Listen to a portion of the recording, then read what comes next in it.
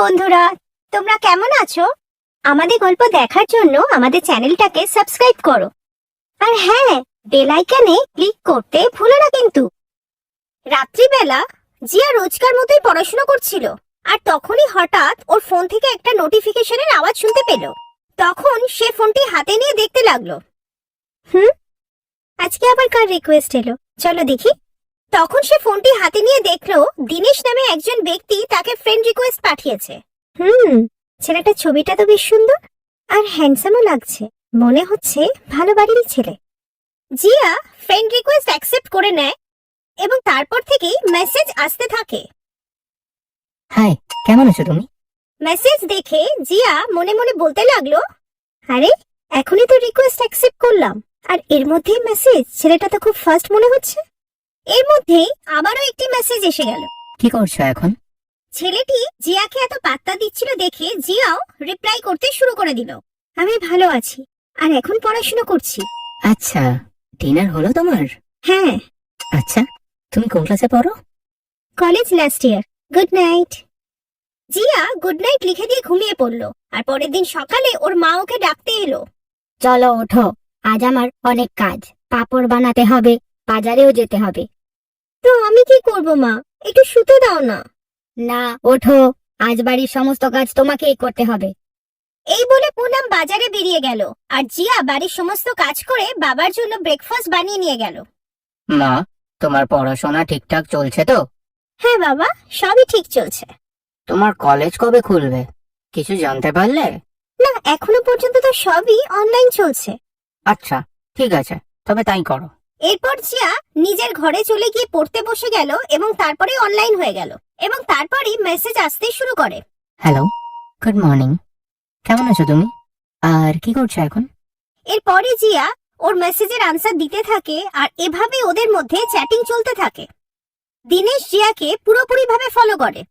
জিয়ার কি পছন্দ আর কি অপছন্দ ও সবই জেনে যায়, আর ওর বার্থডে দিন একটি ঘড়ি বাড়িতে গিফট পাঠায়। জিয়া, তোমার জন্য একটা গিফট এসেছে। কি, আমার নামে? দিনেশ জিয়াকে প্রায় কোনো না কোনো গিফট পাঠাতেই থাকে, কখনো ফুল, কখনো গ্রিটিংস কার্ড, কখনো আবার চকলেট। আর জিয়াও এতে খুব খুশি ছিল। বুঝলে, তুমি খুব ভালো আর খুব সুন্দরও। আচ্ছা, তাই নাকি? আচ্ছা, একটা কথা বলবো? বলো না। I love you. আমার তোমাকে খুব ভালো লাগে। আমি তোমাকে খুব ভালোবাসতে শুরু করেছি গো। কি? হ্যাঁ, সত্যি বলছি, আমি তোমাকে ছাড়া আর থাকতে পারছি না। তুমি কি সত্যি আমাকে ভালোবাসো? হ্যাঁ, সত্যি গো। কেন, তুমি কি? আমাকে একটু ভাববার সময় দাও। ব্যাপারটা এখন ভালোবাসা এসে পৌঁছায়, তাই জিয়া তার বান্ধবী মিনার কাছে পরামর্শ চায়। আমাদের আলাপ অনলাইনেই হয়েছে, আর এখনো আমাকে ভালোবাসে। আচ্ছা, ছেলেটা কেমন রে? খুবই ভালো, খুব সুন্দর সুন্দর কথা বলে আর খুব সুন্দর সুন্দর গিফট পাঠায়। আমার জন্মদিনের দিনও ও গিফট পাঠিয়েছে, আর আমার সব পছন্দ ও জানে। তবে আর কি, হ্যাঁ বলে দে। এরপরে জিয়া দিনেশকে হ্যাঁ বলে দেয় এবং তারপরেই ওদের অনলাইন চ্যাটিং আরো বেড়ে যায়। আচ্ছা, তুমি কি ভেতর থেকে আরো বেশি সুন্দর? হ্যাঁ, প্রোফাইল পিকচারে যে ছবি আছে আমি তার থেকেও বেশি সুন্দরী। তবে আমায় তোমার আরো কিছু ফটো পাঠাও না। এখন জিয়া দিনেশকে হামেশাই ফটো পাঠাতে থাকে এবং দিনেশ যা বলে তাই করতে থাকে। তুমি জানো আমি তোমায় কতটা ভালোবাসি? তবে বলো কতটা?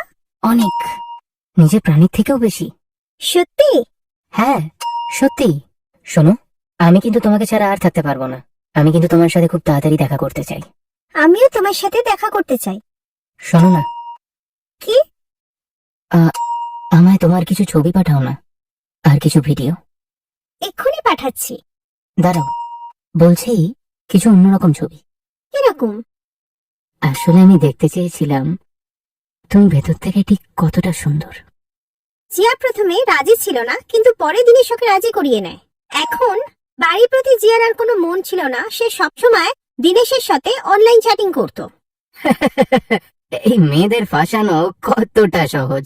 মিথ্যে মিথ্যে কথা বলো আর একটু প্রশংসা, ব্যাস আর কি চাই। কি বোকা ওরা।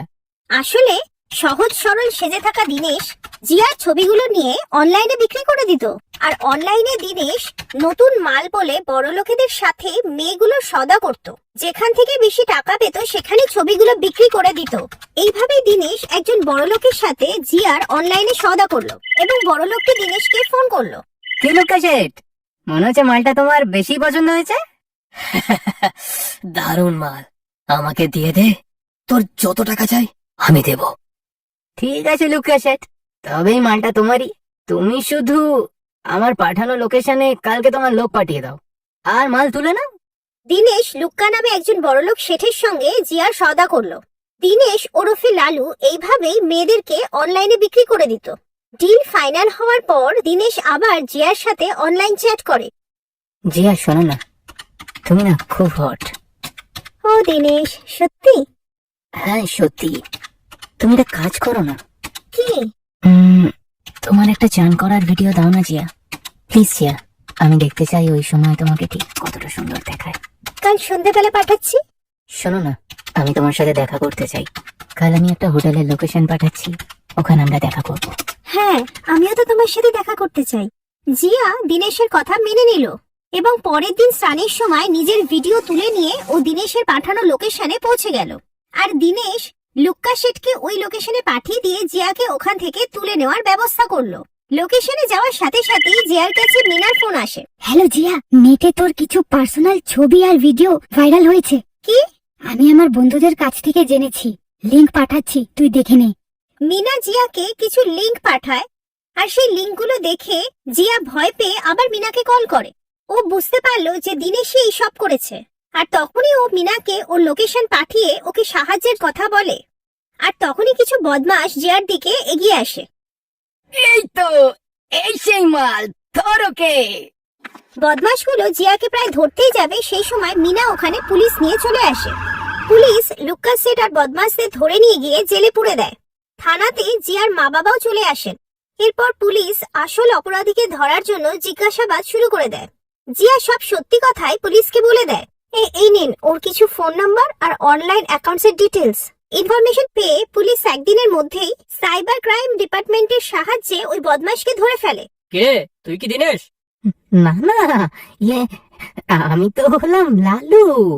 পুলিশ ওর ঘরে তল্লাশি চালায় এবং পুলিশ জানতে পারে যে এ আসলে একজন লালু নামের বদমাশ আর ও কিভাবে মেয়েদের সুযোগ নেয়। আমাকে ক্ষমা করে দাও বাবা, আমি আর এই ভুল করব না। মুকেশ এবং পুনম জিয়াকে ক্ষমা করে দেয় এবং যা কিছু হয়েছে তা ভুলে যেতে বলে এবং পড়াশোনায় মন দিতে বলে। অন্যদিকে দিনেশ ওরফে লালুর ওপরে মামলা চলতে থাকে আর পুরো র্যাকেটকে বন্ধ করে দেওয়া হয়। তাই বন্ধুরা সাবধানে থাকুন, নিজের পার্সোনাল কথাগুলোকে অনলাইনে কারোর সঙ্গে শেয়ার করবেন না। আর যদি আপনার সাথে কোনো অন্যায় হয় তাহলে বড়দের সব কথা সত্যি বলুন এবং আইনের সাহায্য নিন। হ্যালো বন্ধুরা, তোমরা কেমন আছো? আমাদের গল্প দেখার জন্য আমাদের চ্যানেলটাকে সাবস্ক্রাইব করো আর হ্যাঁ, বেল আইকনে ক্লিক করতে ভুলো না কিন্তু।